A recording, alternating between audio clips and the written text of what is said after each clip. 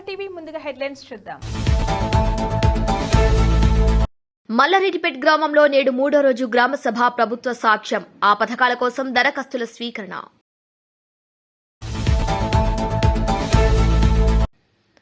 Alaknanda hospital seize, kidney racket ముఠా గుట్టురట్టు. కేంద్ర మంత్రి బండి సంజయ్ పోరాటం వల్లే నేడు 317 జీవోను పరిష్కార మార్గం ఏర్పడింది.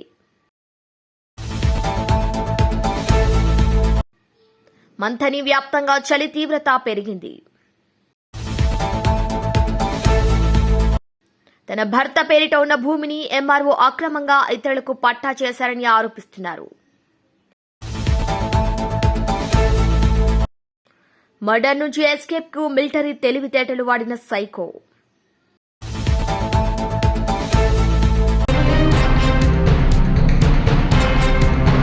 తన భర్త పేరిట ఉన్న భూమిని ఎంఆర్ఓ అక్రమంగా ఇతరులకు పట్టా చేశారని ఆరోపిస్తూ ఎంఆర్ఓ కార్యాలయం ముందు బైఠాయించి మండల పరిధిలోని నామవరం రెవెన్యూ శివార్లో 607, 608, 701, 702 బాధితురాలు మట్టపల్లి పూలమ్మ భర్త వెంకటాచలం పేరిట 7 ఎకరాల భూమిని తన భర్త మరణానంతరం తనకు తెలియకుండా డబ్బులు తీసుకుని అన్యాయంగా ఎంఆర్ఓ ఇతరులకు పట్టా చేశారని, ఇదేంటని ప్రశ్నిస్తే సమాధానం దాటివేస్తూ ప్రశ్నిస్తున్న తనపైనే కేసులు పెడతానని బెదిరింపులకు దిగుతున్నారని బాధితురాలు ఆవేదన వ్యక్తం చేసింది.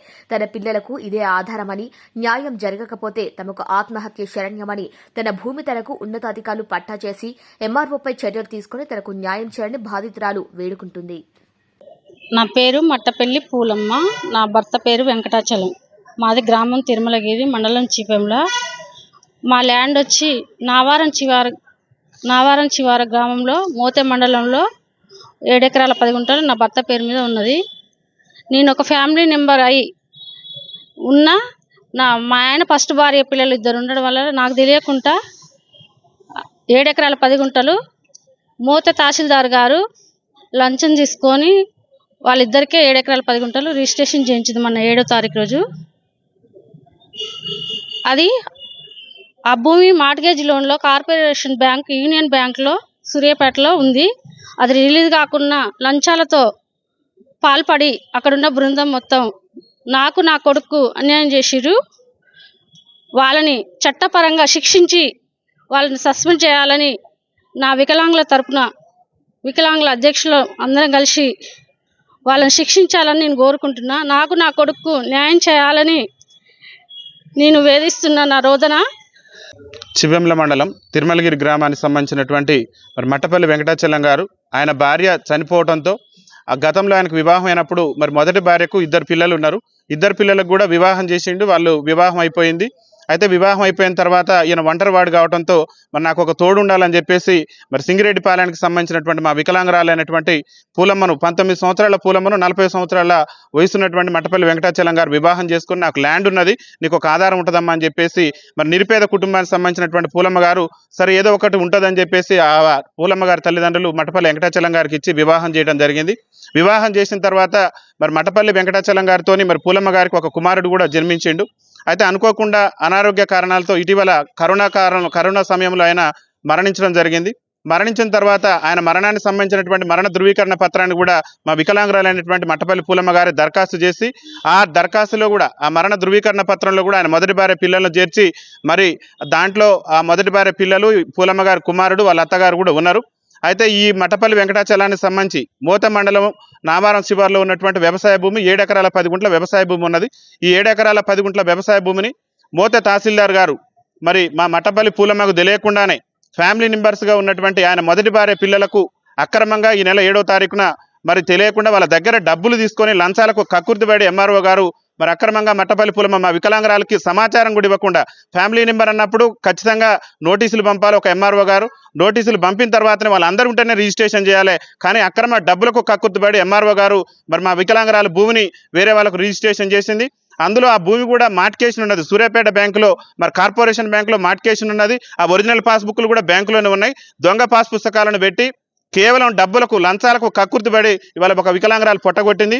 మా వికలాంగరాలు ఏదైతే ఎంఆర్ఓ గారు చేసినటువంటి తప్పున్నదో మరి తక్షణమే గౌరవ జిల్లా కలెక్టర్ గారు స్పందించి ఎంఆర్ఓ గారిని సస్పెండ్ చేయడంతో పాటు మా వికలాంగరాలకి న్యాయబద్ధంగా రావాల్సినటువంటి భూమిని కూడా ఇప్పించాలని చెప్పేసి మీడియా సోదరులను చేతులు జోడించి మా వికలాంగుల జాతి పక్షాన విజ్ఞప్తి చేస్తున్నాం. ఎందుకంటే మా పూలమ్మ గారు కూడా నాకు ఒక చిన్న కొడుకుండన్న నాకు ఆత్మహత్య శరణ్యం మరి నన్ను ఆదుకోవాలని చెప్పేసి మా సంఘాన్ని ఆశ్రయించినటువంటి నేపథ్యంలో మీడియా సోదరులకు విజ్ఞప్తి చేస్తున్నాం. ఇది ప్రభుత్వం దృష్టికి పోయి పూలమ్మ గారికి న్యాయం జరిగే విధంగా మీ యొక్క సహకారం ఉండాలని చెప్పేసి విజ్ఞప్తి చేస్తున్నాం.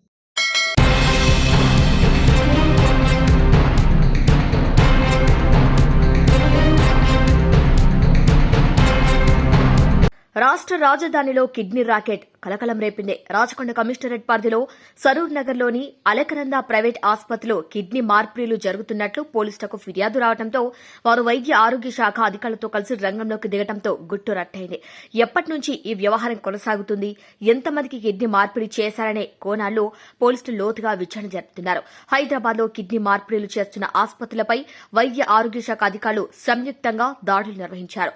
సరూర్ నగర్లోని అలకనంద ఆసుపత్రిలో కిడ్నీ శస్త్రచికిత్సలు జరుగుతున్నట్లు పోలీసులకు ఫిర్యాదు రావడంతో వారు వైద్య ఆరోగ్య శాఖ అధికారులు దాడులు నిర్వహించారు. ఆసుపత్రి లోపల నలుగురిని గుర్తించిన పోలీసులు వారికి కిడ్నీ శస్త్రచికిత్స జరిగినట్లు పోలీసులు గుర్తించారు. ఇక వారిలో 2 దాతలుగా భావిస్తున్నారు, మరో 2 గ్రహీతలుగా భావిస్తున్నారు. వీరు కర్ణాటక, తమిళనాడు రాష్ట్రాలకు చెందిన వారిగా గుర్తించారు.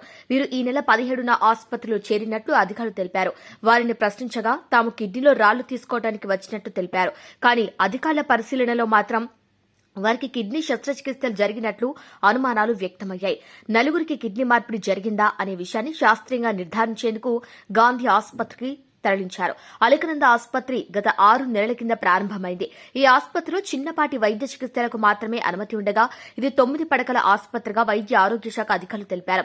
అయితే ఇక్కడ కిడ్నీ శస్త్రచికిత్సలు వంటి వాటిని అనుమతి లేదని గుర్తించారు. అయినప్పటికీ అక్రమంగా డబ్బు ఆశ చూసి పక్క రాష్ట్రాలకు చెందిన వారికి అక్రమంగా శస్త్రచికిత్సలు చేస్తున్నట్లు అధికారులు గుర్తించారు.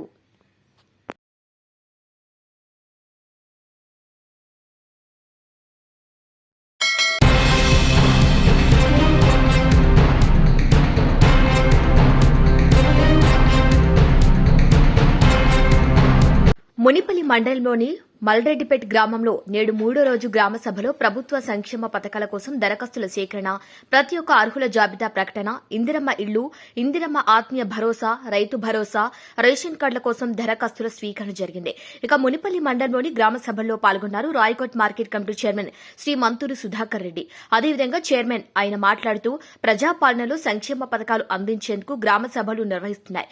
ఇందులో భాగంగా ఇందిరమ్మ ఇళ్లు, రైతు భరోసా, ఇందిరమ్మ ఆత్మీయ భరోసా, రేషన్ కార్డుకు ఎంపికైన లబ్దిదారుల వివరాలు చదివి వినిపించారు. ఈ పథకాలు నిరంతరం కొనసాగుతాయి, ఎవరు కూడా ఆందోళన చెందవద్దని అన్నారు. ఎంపిక కానివారు మళ్లీ దరఖాస్తు చేసుకోవాలని, ప్రతి అర్హులకు కాంగ్రెస్ ప్రభుత్వం అండగా ఉంటుందని అన్నారు. పథకాలు చూసి ప్రజలు హర్షం వ్యక్తం చేస్తున్నారని అన్నారు.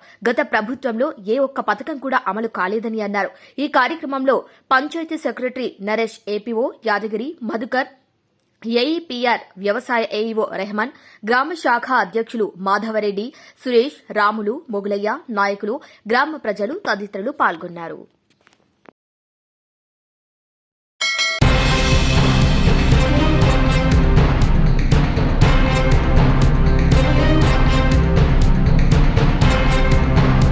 విద్యుత్ శాఖలో ఆర్టిజన్ కార్మికులను పర్మనెంట్ చేయాలని డిమాండ్ చేస్తూ సూర్యాపేట జిల్లా కేంద్రంలోని విద్యుత్ ఎస్సీ కార్యాలయం వద్ద జిల్లాకు చెందిన కార్మికులు రిలే నిరాహార దీక్షలకు దిగారు.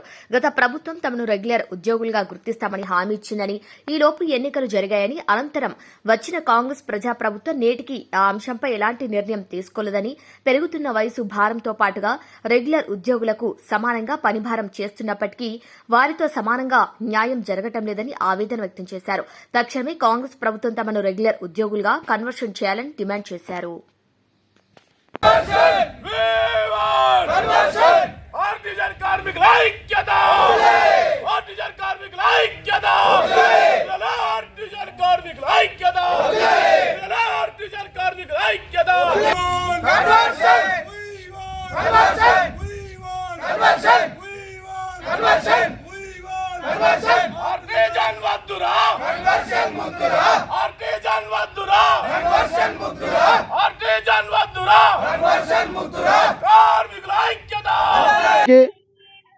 ప్రభుత్వంలో ఉన్నటువంటి విద్యుత్ సంస్థ యాజమాన్యానికి చెప్పదలుచుకుంది ఒకటే, మేము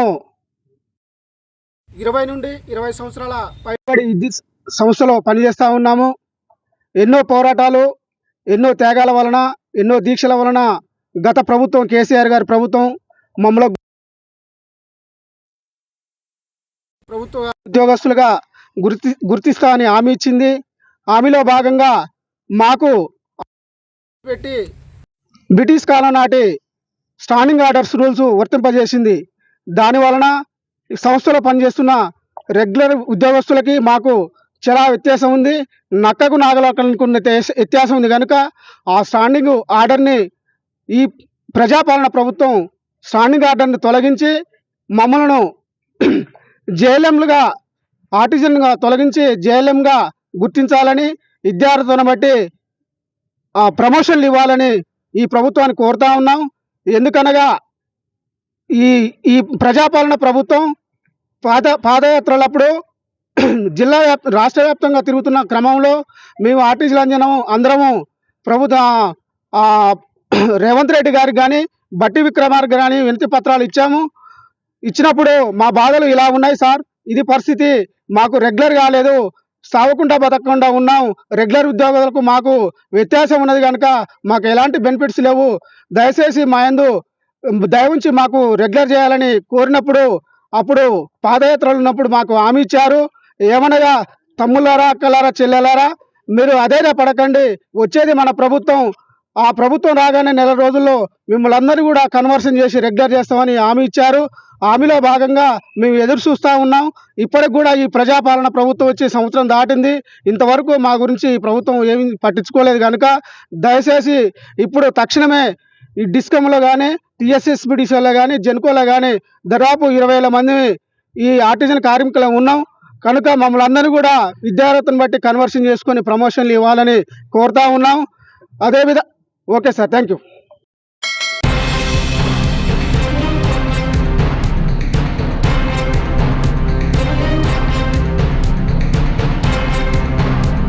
పెద్దపల్లి జిల్లా మంథని డివిజన్ వ్యాప్తంగా చలి పులిపంజా విసురుతోంది. రాష్ట్ర వ్యాప్తంగా ఒక్కసారిగా ఉష్ణోగ్రతలు తగ్గి చలి ప్రభావం పెరిగింది. ఉదయం 5 గంటల నుంచి 9 వరకు చలి దుప్పటి కమ్ముకుంటున్నాయి. చలి తీవ్రతతో పిల్లలు, వృద్ధులు, మహిళలు 9 దాటినా బయటకు రాలేకపోతున్నారు. రహదారులు కనబడకుండా పొగమంచు ఉండటంతో వాహనదారులు లైట్లు వేసుకుని రాకపోకలు సాగిస్తున్నారు. ఇక వాహనదారులు వాహనాలు నడిపేందుకు ఇబ్బందులు పడుతున్నారు.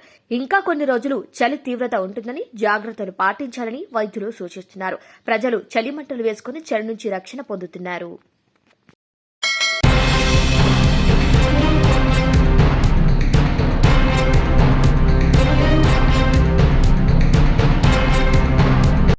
గురుమూర్తి ఆర్మీలో పనిచేసి రిటైర్ అయిన వ్యక్తి. ప్రస్తుతం డీఆర్డీఓలో ప్రైవేట్ సెక్యూరిటీ గార్డ్ గా పనిచేస్తున్నాడు.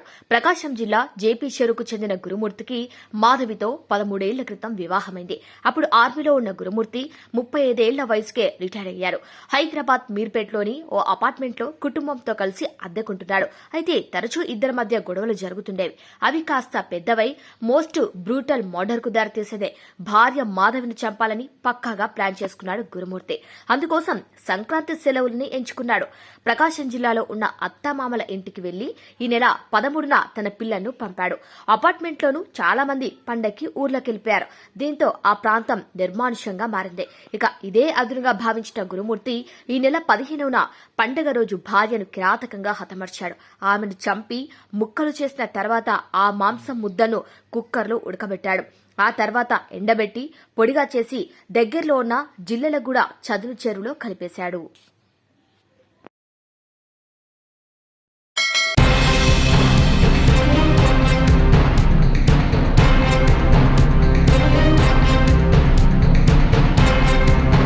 ఎమ్మెల్సీగా గెలిపిస్తే ఉపాధ్యాయ సమస్యల పరిష్కారానికి కృషి చేస్తానని కరీంనగర్, ఆదిలాబాద్, నిజామాబాద్, మెదక్ ఉమ్మడి జిల్లాల ఉపాధ్యాయ ఎమ్మెల్సీ బీజేపీ అభ్యర్థి మల్క కొమరయ్య హామీ ఇచ్చారు. తన స్వగ్రామం బందంపల్లిలో ఏర్పాటు చేసిన మీడియా సమావేశంలో ఆయన మాట్లాడుతూ దీర్ఘకాలంగా పెండింగ్లో ఉన్న ఉపాధ్యాయుల సమస్యల్ని పరిష్కరించేందుకు ముందుంటారని పేర్కొన్నారు. ఉపాధ్యాయుల పట్ల శాపంగా మారిన 317 జీవో రద్దు చేయాలని ఆనాడు నేటి కేంద్ర మంత్రి బండి సంజయ్ ఆధ్వర్యంలో ఉధృత పోరాటం చేయడంతో పరిష్కార దిశగా అడుగులు పడ్డాయని గుర్తు చేశారు. సేవ చేయడానికి ముందుకు వచ్చానని, ఎమ్మెల్సీ అభ్యర్థిగా అవకాశం కల్పించిన బీజేపీ నాయకత్వానికి కృతజ్ఞతలు తెలిపారు. ఆయా జిల్లాలోని ఉపాధ్యాయులు మద్దతుగా నిలిచి గెలిపించాలని కోరారు. కొమరవెల్లి మల్లికార్జున స్వామి దర్శన అనంతరం మొదటిసారిగా స్వగ్రామం బందంపల్లికి వచ్చిన మల్క కొమరయ్య బీజేపీ నాయకులు, గ్రామస్తులు ఘనంగా సన్మానించారు.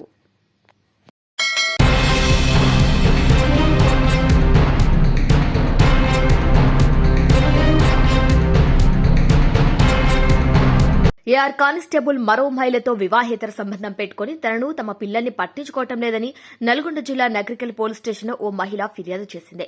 నల్గొండ జిల్లా మునగాల మండలం నేలమర్రి గ్రామానికి చెందిన ఏఆర్ కానిస్టేబుల్ మొగిలి సైదులకు నాగమణికి 12 సంవత్సరాల క్రితం వివాహం జరిగిందని, తమకు 2 ఆడపిల్లలు పుట్టారని ఆమె తెలిపింది. తన భర్త కొన్ని సంవత్సరాలుగా మరో మహిళతో వివాహేతర సంబంధం పెట్టుకుని తమను పట్టించుకోకుండా అనేక ఇబ్బందులకు గురిచేస్తున్నాడని, న్యాయం చేయాలని నగరికల్ పోలీస్ స్టేషన్లో ఫిర్యాదు చేసి వేడుకుంది. నగరికెల్లో నివాసం ఏర్పరచుకుని మరో మహిళతో ఉండగా భార్య నాగమణి రెడ్ హ్యాండెడ్ గా పట్టుకుంది. దీంతో ఆమెను కొట్టి పారిపోయాడని తెలిపింది. గతంలో ఎస్పీకి ఫిర్యాదు చేసినా న్యాయం జరగలేదని, న్యాయం కోసం అడిగితే తమ బంధువులు ఇంటెలిజెన్స్ డీఎస్పీ మొగిలయ్య పేరు చెప్పి బెదిరిస్తున్నాడని ఆమె ఆరోపించింది. తనను, తన పిల్లల జీవితాలను ఆగం చేసిన భర్త మొగిలి సైదులపై చట్టపరమైన చర్యలు తీసుకోవాలని ఆమె కోరింది. పోలీసు ఉన్నతాధికారులు స్పందించి తనకు న్యాయం చేయాలని వేడుకుంది. ఏఆర్ కానిస్టేబుల్ 4651 అతని నెంబరు. 12 సంవత్సరాలు అయింది సార్ మా మ్యారేజ్ అయ్యి. 12 సంవత్సరాలు 2 ఆడపిల్లలు పుట్టిరు సార్. 2 ఆడపిల్లలు పుట్టినాకనే జాబ్ వచ్చింది. రీసెంట్గా 4 ఇయర్స్ అవుతుంది సార్ జాబ్ వచ్చింది. జాబ్ దగ్గరికి తీసుకుపోయిండు, కొట్టడం, తిట్టడం అప్పటి నుంచే ఉన్నాయి సార్ ఇల్లీగల్ అఫైర్స్. ఉన్నాక పిల్లల్ని చూసుకుంటా అని చెప్పేసి అక్కడ పెట్టింది సార్ నల్లగొండలో ఉన్నాక ఇల్లీగల్ కాంటాక్ట్స్ వల్ల ఇట్లా 12ంటికి రావటం, నైట్ ఎర్లీగా రాకపోవడం, ఇలా చేయటం వల్ల అడిగితే కొట్టడం, బెల్ట్ తీసుకొని చెప్పుతో తన్నటం, ఇవన్నీ చేసింది సార్. ఈ బాధ భరించలేక ఎస్పీ దగ్గరికి పోయింది సార్. ఎస్పీ దగ్గరికి పోయి అక్కడ పిటిషన్ ఇచ్చొచ్చింది సార్. ఇచ్చొచ్చినాక నువ్వేం చేసుకుంటావు చేసుకో, నీ ఎస్పీ ఏం చేయలేవారు, ఎవరు ఏం చేయలేవారు, నన్ను ఏం పీకలేవారు, నువ్వేదేం చేసుకో అనేసి నన్ను చెప్పింది సార్. అన్నాక నేనేం చేసిన, వీడిగా మారడు చేయడు అనేసి పిల్లల్ని పట్టుకొని ఉందాం అనేసి నేను టైలరింగ్ చేస్తే సార్ నా బ్రతుకుని బతుకుతున్నా. ఇంటికి రావడం అస్సలు బంద్ చేసింది సార్. బంద్ చేసినాక ఇక వీడు మారడు, వీడిగా తీసుకోబోడు అంటే పిల్లల్ని చూడడు అనేసి అన్నయ్య వచ్చి నన్ను తీసుకొని పోయింది సార్. కొట్టి గుల్ల చేసింది సార్. గుల్ల చేసి ఆడేసిపోయి అమ్మగారింటి కాడు సార్. ఉండేసరికి నా అన్నయ్య వచ్చి తీసుకొని పోయింది సార్. తీసుకొని పోయినాక ఎస్పీ దగ్గరికి పోతే ఎస్పీ సార్ అన్నాడుగా, అమ్మ ఏం జరిగిందంటే ఇట్లా సంగతి సార్, కనీసం కౌన్సిలింగ్కి పిలిపియండి సార్, నీ కేసులు దాకా పోదలుచుకోలేదు సార్, నా పిల్లలు ఆగమవుతారు సార్, కేసులకి నేను పోను, కేసుల చుట్టూ నేను తిరగను అంటే కౌన్సిలింగ్కి రాలేదు సార్. సార్ నెంబర్లు అన్నీ బ్లాక్ చేసింది సార్. ఎవరికి కూడా కాంటాక్ట్లు లేకోకుండా అసలు ఆ సారు పిలిచినా కూడా రాలేదు సార్. కౌన్సిలింగ్కి రాకపోయేసరికి 2 పెద్ద మనుషులు తీసుకొని వాళ్ళ ఇంటికి పోయినాను సార్. అమ్మ, నాన్న, నేను, అక్క. పోయేసరికి కర్రలు, కారం ఇవన్నీ పెట్టుకొని మమ్మల్ని విపరీతంగా కొట్టి, అక్క చెయ్యి ఇరిగింది, నాన్నకి వెన్నుపూసకి ఫ్రాక్చర్ అయింది. గుల్ల కొట్టి వదిలేసి ఏం చేసుకుంటో చేసుకోపో, ఏం పీక్కుంటావు పీక్కోపో, నన్ను ఏం చేయలేవు నువ్వు అనేసి వార్నింగ్ ఇచ్చి పంపించింది సార్. పంపించినాక ఆ రక్త గాయాలతోటి మేము పిఎస్సి పోయి ఇచ్చినాం సార్, కంప్లైంట్ ఇచ్చినాం సార్. మునగాల పోలీస్ స్టేషన్లో 498 మర్డర్ యాక్ట్ కింద ఇంకేదో చేసిరు సార్. 3-4 కేసులు చేసిరు సార్. చాలే సార్, రిమైండ్లకు రాకపోకుండా తప్పించుకొని తిరిగింది సార్. ఎవరు ఆ సార్ తెలుసు, ఈ సార్ తెలుసు, నాకు మొగలై సార్ తెలుసు, నేను రాను, ఏం చేసుకుంటారో చేసుకోరని చెప్పేసి అసలు రాలే సార్. నన్ను ఎవరేం పీకలేవాడు అంటాడు సార్ ప్రతి దానికి. నేను నా పిల్లల్ని నేను చాలుకుంటా, నాది బాధ్యత అనేసి ఎస్పీ సార్ దగ్గరికి తీసుకుపోయి నన్ను అన్ని విధాలుగా నేను చూసుకుంటా అని సార్ దగ్గర ఒప్పుకొని మళ్ళీ జాబ్లో జాయిన్ చేయించుకొని మళ్ళీ ఎంటీ డ్రైవర్గా ఇక్కడికి వచ్చి మళ్ళీ బ్లాక్లో పెట్టింది సార్ నెంబరు. 2 పిల్లలు నన్ను 7 నెలలు అవుతుంది సార్ అమ్మగారి ఇంటికి వాడుండి. ఫోన్ బ్లాక్లో పెట్టింది సార్. నా కాంటాక్ట్లో లేడు, అసలు ఉన్నాడా లేడా, అసలు జాబ్లు ఉన్నాడా లేడా అనేసి నేను ఇక్కడికి వచ్చింది సార్. ఇక్కడికి వచ్చేసరికి నాకు ఈ రూమ్ తెలుసు. అంటే నేను మొన్న ఎస్పీ సార్ దగ్గరికి పోయే రోజు నాకు ఈ రూమ్ చూపించిండు. సరే ఇక్కడ ఉన్నాడా లేడా అనేసి నేను వచ్చింది సార్. వచ్చేసరికి 2 వాళ్ళు అక్రమ సంబంధం పెట్టుకుంటూ ఆయన 2 ఉన్నారు సార్. ఇద్దరు ఉండేసరికి డోర్లు లాక్ చేసుకొని తీయలే సార్. తీయకపోయేసరికి నన్ను గుర్ర గుంజపోయి వేరే సపరేట్ రూమ్ ఉంటే సపరేట్ రూమ్లో అమ్మాయిని వేసి నన్ను ఆ రూమ్లో తీసుకుపోయి నోరు గొంతు పట్టింది సార్. అమ్మాయినేమో నువ్వు పో నాన్న, నువ్వు పో, నేను చూసుకుంటా, నువ్వు పో, నేను ఏమని పట్టుకుంటా, నువ్వు పో అనేసి ఆమెను ఎల్ల తీసింది సార్ బయటికి. నేను వదలాయించుకొని నేను కాళ్ళు పట్టుకున్నా సార్, నీకు దండం పెడతా, నన్ను చంపకు, నాకు ఇద్దరు ఆడపిల్లలు ఉన్నారు, నువ్వు ఏడనన్నా జావు, నా ప్రాణం నాకు ముఖ్యం అనేసి కాళ్ళు పట్టుకొని డోర్లు ఇట్లా బద్దలు కొడుతుంటే కింద వాన్ రోడ్లు పలకట్లేదు సార్. పలకపోతే ఇక అసలు గొంతు ఎండిపోయింది, ఏం చేయాలని అర్థం కావట్లేదు, నీకు దండం పెడతా కాళ్ళు పట్టుకున్నాక అప్పుడు డోర్ తీయనిచ్చింది సార్. తీయనిచ్చినాక నేను బయటకు వచ్చి సార్ దగ్గరకు వచ్చి ఎఫ్ఐఆర్ రాసింది సార్. సార్ ఇప్పుడు ఏం కోరుకుంటున్నా, వాడు జాబ్ చేయొద్దు సార్, వాడికి అసలు జాబ్కి అర్హత లేదు సార్. నేను 7 సంవత్సరాలు కష్టపడి వాడిని హైదరాబాద్లో చదివించింది సార్, నా ఇద్దరు పిల్లల్ని పెట్టుకొని. వాడు జాబ్ చేయడానికి వీలు లేదు, వాడు జాబే చేయొద్దు సార్. అసలు జాబ్ ఎందుకు? అక్రమ సంబంధాల కోసమా? ఉంచుకున్న వాళ్ళని చదువుకోవడం కోసమా? కన్నపిల్లలు ఏమైపోతారు? ఆడపిల్లలు అనేసి సార్ నాకు ఈ టార్చరు. ఇప్పుడు నీ డిమాండ్స్ ఏంటి తల్లి? సార్ వాడు జాబ్లో జాయిన్ కావద్దు, ఒకవేళ జాయిన్ అయినా పిల్లల్ని తీసుకుపోయి సాదుకోవాలి అంతే, నా పిల్లలకే చెందాలి, నా కష్టం అది.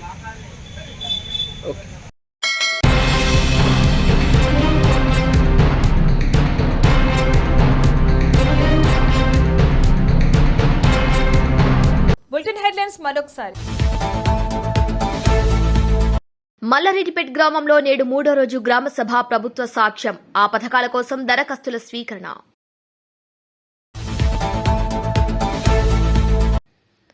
Alaknanda hospital seize, kidney racket ముఠా గుట్టురట్టు. కేంద్ర మంత్రి బండి సంజయ్ పోరాటం వల్లే నేడు 317 జీవోను పరిష్కార మార్గం ఏర్పడింది. మంథని వ్యాప్తంగా చలి తీవ్రత పెరిగింది.